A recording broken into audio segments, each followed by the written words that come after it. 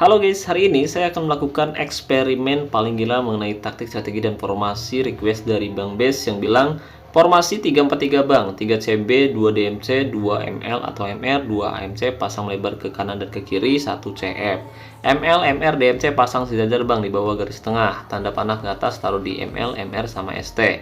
Tanda panah ke bawah taruh di posisi CB, gaya umpan tengah atau pendek, maksudnya fokus umpan lewat tengah, gaya umpan pendek, maksudnya gitu guys. Mental serang normal, gaya tekanan tinggi, gaya tekan mudah, serangan balik, dan jebakan offside non aktif. Nah, katanya gitu. Jadi buat teman-teman yang mungkin penasaran kira-kira sebagus apa sih taktik, strategi, dan formasi 3-4-3 rekomendasi dari Bang Des ini, yuk pastiin kalian simak video ini sampai selesai. Tapi sebelum saya membahas lebih jauh, buat teman-teman yang ngerasa jari tangannya masih sehat walafiat, belum stroke, belum kram, dan juga belum kesemutan, kalian bisa terus mendukung saya dengan cara klik tombol like, subscribe, dan aktifkan juga notifikasinya agar teman-teman selalu tahu update terbaru dari NN Top 11 Channel. Oke, dan sekarang langsung saja mari kita atur taktik, strategi, dan formasi request dari Bang Bes ini guys. Mudah-mudahan taktik yang direkomendasikan oleh Bang Bes ini bagus dan cocok dengan skema pemain yang saya miliki ya guys ya.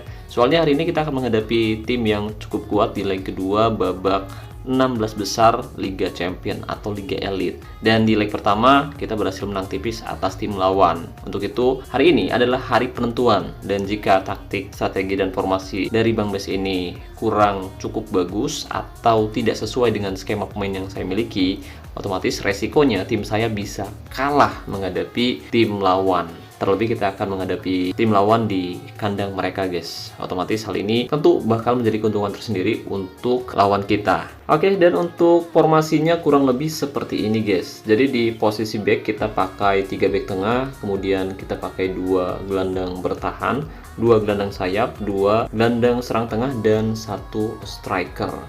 Nah, kurang lebih seperti ini ya guys ya. Dan untuk mentalitasnya kata Bang Bes kita pakai mentalitas menyerang untuk 2 gelandang sayap dan 1 striker guys. Lalu seperti biasa sebelum pertandingan berlangsung kita harus memastikan moral pemain inti dan juga beberapa pemain cadangan itu mantap ya guys ya, atau minimal sangat baik. Dan untuk taktiknya di sini kita bisa lihat kata Bang Des kita pakai taktik dengan mental tim normal. Kemudian untuk fokus umpan melalui area tengah, gaya umpan pendek, serangan balik non aktif, gaya tekanan tinggi, gaya penjagaan mungkin jaga daerah tertentu, dan jebakan offside juga non aktif ya. Kurang lebih taktik, strategi, dan formasinya seperti itu guys.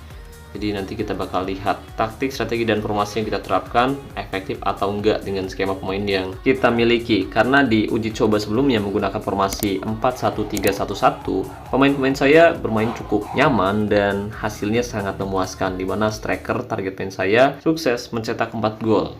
1 diantaranya dari tendangan bebas dan 3 lainnya dari tendangan salto guys. Asli keren banget. Nah, hari ini kita bakal menggunakan skema formasi yang berbeda dari sebelumnya guys. Jika di percobaan sebelumnya kita berhasil menggunakan formasi 4-1-3-1-1, nah kali ini pertanyaannya, akankah tim saya bisa bermain bagus menggunakan formasi 3-4-3 request dari Bang Des?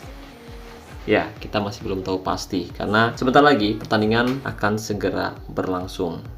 Dan kurang lebih taktik, strategi, dan formasinya seperti ini guys.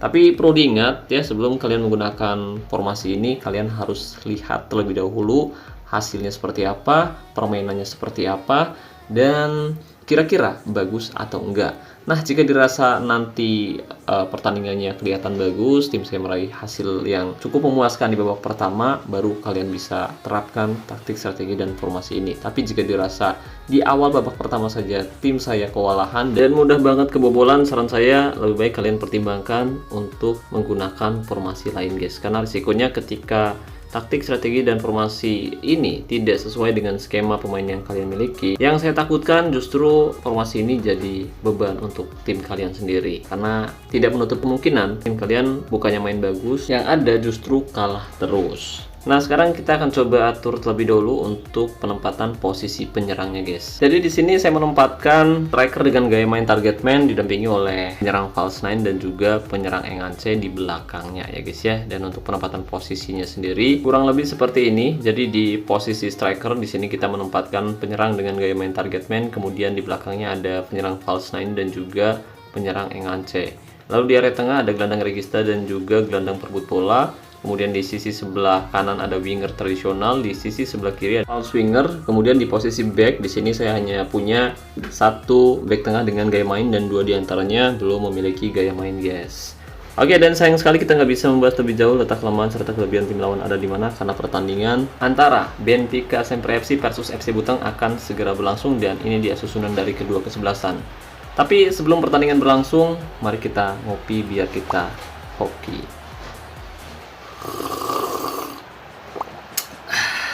Kapal api jelas lebih enak. Nah, buat teman-teman yang mungkin pengen kopinya samaan dengan saya, kalian bisa cek langsung produknya di sudut kiri video ini atau kalian bisa cek langsung di deskripsi. Oke, dan pertandingan pun sudah berlangsung antara Benfica versus FC Buteng. Dan kalian lihat agregat 4-3 untuk keunggulan FC Buteng, guys. Jadi kita hanya butuh hasil seri saja untuk bisa lolos ke babak perempat final.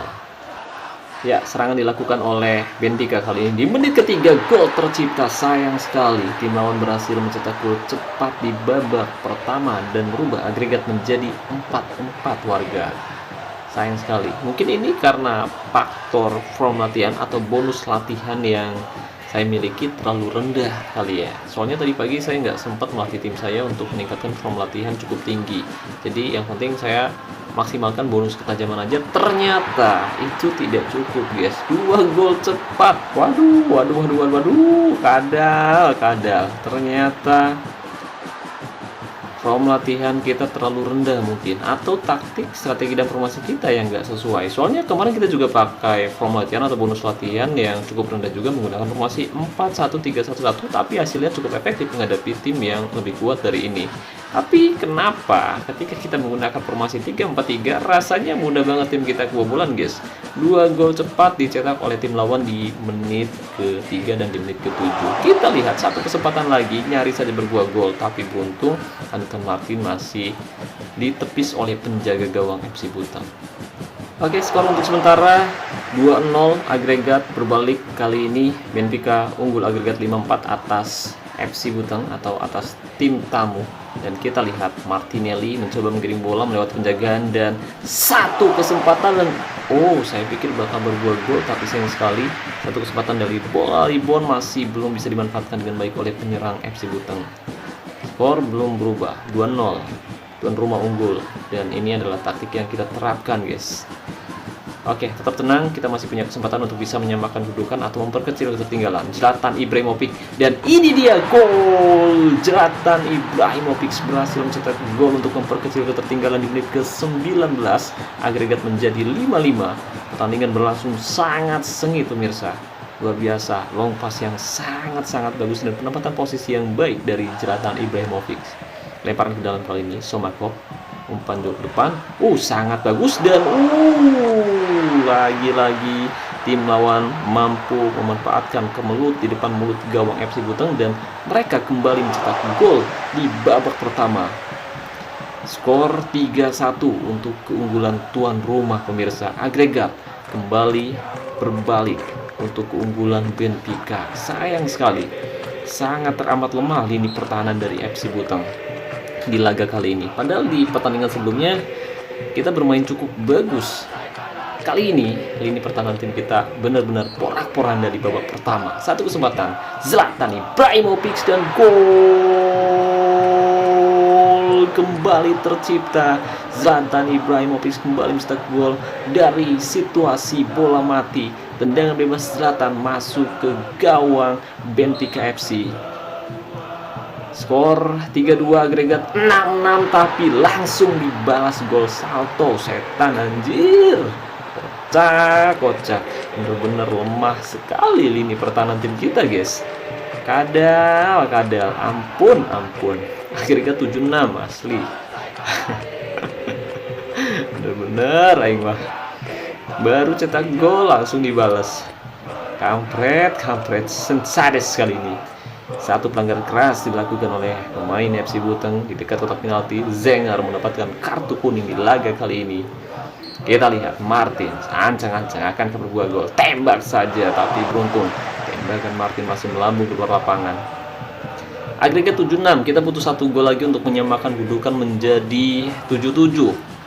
Ya, kalah pun nggak apa-apa, yang penting agregatnya sama dulu. biar pertandingan lanjut ke babak extra time. Kita butuh 1 gol lagi, tapi kalau misalkan pengen menang ya kita harus cetak 2 gol lagi, guys. Kita harus cetak 2 gol lagi dan please. Kalau kita cetak 2 gol lagi, otomatis agregat gol menjadi 87. 1 gol lagi berarti 77. Kita harus memaksa mereka bertanding ke babak extra time. Oke. Tapi dengan permainan tim lawan yang sangat bagus seperti ini, rasanya akan sangat sulit untuk bisa menjebol gawang lawan. Saya rasa waktunya kita melakukan perubahan. Dan ternyata skema formasi 3-4-3 request dari Bang Bes ini tidak cukup bagus untuk tim saya, guys. Jadi gimana nih menurut kalian? Apakah kalian menggunakan formasi 3-4-3 seperti ini? Coba ceritain pengalaman kalian di kolom komentar video ini, guys. Kira-kira di tim kalian formasi ini bagus atau enggak? Dan gimana hasilnya musim ini? Oke, kali ini kita bakal pakai formasi 4-1-3-1-1 seperti yang kita pakai di pertandingan sebelumnya ya, guys ya, ketika kita menghadapi tim yang cukup kuat. Dan mungkin ini juga bisa jadi jawaban buat teman-teman yang bilang kalau formasi itu nggak penting. Ternyata sangat teramat penting, guys. Sekarang sangat teramat penting. Dan tentu ini juga harus disesuaikan dengan form latihan atau bonus latihan yang kita miliki ya, guys ya. Tapi anehnya ya, kemarin kita juga pakai form latihan yang rendah, tapi hasilnya cukup memuaskan. Kali ini form latihannya juga sama seperti kemarin, tapi benar-benar lini pertahanan tim kita sangat amat goyah, guys. Kita atur lagi formasinya ke 4-1-3-1-1, guys. Semoga kali ini kita bisa mendapatkan hasil yang cukup bagus. Martinelli melakukan pelanggaran kartu patch Kopix ya, cedera. Oke, kurang lebih seperti ini, guys. Kurang lebih seperti ini formasinya yang kemarin kita pakai ya, guys ya. Ternyata formasi 4-3-3 kurang begitu bagus, dan kali ini kita pakai taktik dengan mental tim menyerang ya. Gaya tekanan juga kita ubah jadi rendah, karena kalau pakai gaya tekanan tinggi terlalu lama ya, terlebih kita gunakan dari menit awal. Hal ini bisa bikin pemain kita kelelahan, guys.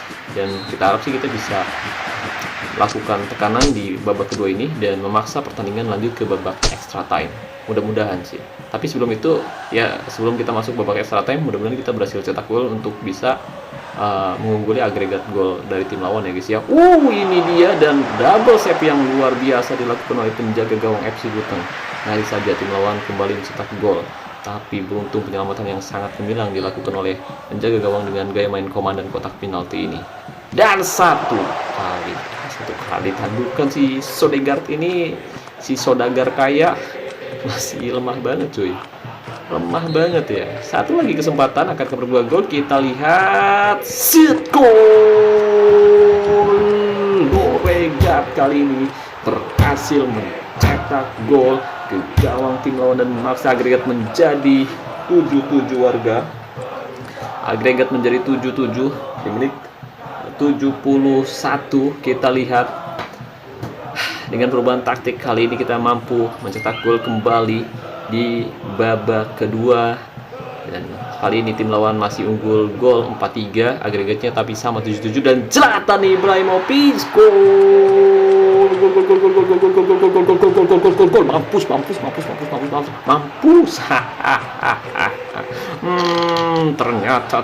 Ternyata formasi 3-4-3 memang biang kerok ya, guys. Biang kerok yang cukup kadal, tapi nggak apa-apa, guys. Yang penting rasa penasaran kita terbayar ya, guys ya. Rasa penasaran kita terbayar dengan telah menggunakan formasi request dari Bang Bes tadi. Oke, kita udah coba dan hasilnya kurang memuaskan. Babak pertama nyaris saja kita kalah. Tapi jangan senang dulu, pertandingan masih belum benar-benar selesai. Kita masih punya beberapa detik lagi, beberapa menit lagi. Serangan balik lagi. Menit 86, jangan sampai berbuah gol. Sencades berbahaya. Alves umpan terobosan. Palente one on one dengan penjaga gawang, tapi beruntung si Palente lebih dulu terjebak offside. Kita lihat ya, satu langkah di depan sudah mengunci langkah kaki dari si Palente untuk terjebak offside warga. Tetap tenang. Menit 89 serangan terakhir, jangan sampai menjadi serangan balik. Sanders, Martinelli akan ke berbuah gol. Umpan ke belakang, Noregat bagus sekali. Reisman, tapi sayang sekali tembakan si Reisman masih membentur atau masih mampu diblok dengan cukup baik oleh pemain belakang dari Benfica, dan tidak ada lagi waktu yang tersisa. FC Buteng berhasil mengimbangi tuan rumah Benfica dengan skor 4-4, dan kita berhasil lolos ke babak perempat final dengan agregat tipis 8-7 setelah di laga sebelumnya atau setelah di babak pertama kita tertinggal tertinggal 4-2 guys di babak pertama, tapi dengan perubahan taktik, strategi, dan formasi yang tepat, akhirnya kita mampu menyingkirkan Benfica di leg kedua babak 16 besar Liga Liga musim ini. Tadi sempat emosi juga sih, mohon maaf guys. Tadi sempat kebawa emosi karena kok mudah banget tim saya kebobolan gitu. maaf ya guys ya, maaf guys. Oke, di sini possession kita kalah 5-2 nih 48. Kemudian kita juga di sini kita perhatikan tim lawan tuan rumah melakukan 15 kali percobaan tembakan, 9 tepat sasaran dan 4 diantaranya berbuah gol. Kita sedikit lebih banyak, 16 kali percobaan tembakan, 9 tepat sasaran dan 4 diantaranya berbuah gol. Untuk shot efisiensi keduanya sama 4-4. Lalu untuk zona serangan ya, tim saya lebih cenderung lebih banyak menyerang dari area tengah. Kemudian untuk man of the match Zlatan Ibrahimovic dengan performa 8,4 guys. Dan pemain pengganti juga performanya kurang begitu bagus. Tapi beruntung Cici Zenger ditarik keluar. Dan tim lawan kipernya ternyata yang main jelek guys. Untuk pemain depan mereka sih main bagus sebenarnya.